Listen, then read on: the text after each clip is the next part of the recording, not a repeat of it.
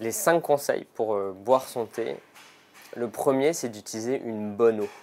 Une bonne eau, c'est une eau qui est faiblement minéralisée et qui a un pH un tout petit peu acide. Le pH, ce n'est pas le plus important, mais la minéralité, c'est très important. Si vous habitez dans une ville où l'eau notamment est très calcaire, comme c'est le cas à Paris dans la plupart des arrondissements, le mieux c'est d'utiliser une eau soit filtrée, sous réserve de bien entretenir son filtre, soit une eau en bouteille. L'eau en bouteille, c'est un peu moins écologique et c'est un peu moins économique. Donc on recommandera toujours l'eau filtrée, mais il faut bien entretenir le filtre. Et si vous partez sur de l'eau en bouteille, vous regardez le résidu à sec sur le côté de la bouteille, il doit être inférieur à 50 mg par litre. Donc vous avez la Montroucou, la Montcalm, la Rosée de la Reine en magasin bio qui fonctionne très bien.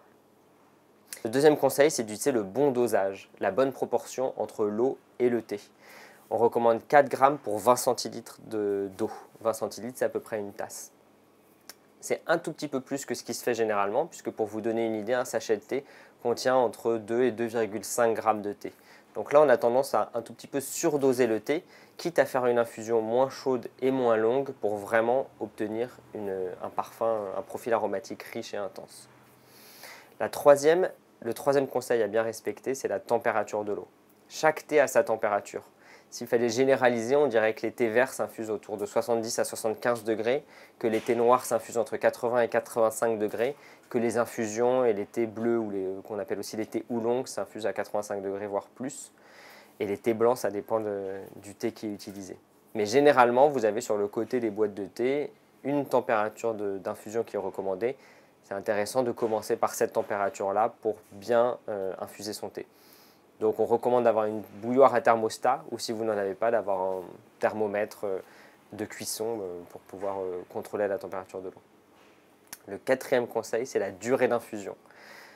Pareil, chaque thé va avoir comme pour la température, chaque thé va avoir une durée d'infusion précise. S'il fallait généraliser, on dirait que les thés verts s'infusent environ 2 minutes 30, les thés noirs s'infusent environ 3 minutes 30, les thés oolong et les infusions s'infusent 4 minutes et plus, et les thés blancs, c'est comme pour la température, ça dépend de la typologie de thé blanc qu'on infuse.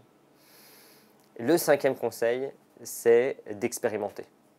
Nous, chez Kodama, on se définit comme des alchimistes infuseurs parce que c'est vraiment ça qu'on fait. On expérimente, on teste des choses, on teste différents assemblages, différentes méthodes d'extraction pour découvrir ou non ce qui peut donner une bonne boisson. Donc la meilleure boisson, ce sera toujours celle qui vous plaira. Donc le mieux, c'est de tester. Vous pouvez surinfuser, sous-doser votre thé. Vous pouvez vraiment rajouter, si vous voulez, un petit morceau de gingembre dans votre infusion.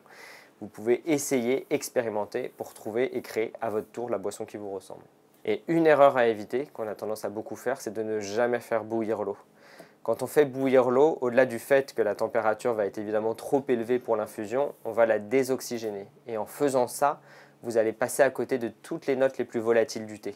Donc malheureusement, quand votre eau a bouilli, vous ne pouvez pas attendre qu'elle refroidisse ou on ne peut pas tricher en rajoutant de l'eau froide. Il faut vraiment recommencer à zéro avec une nouvelle eau.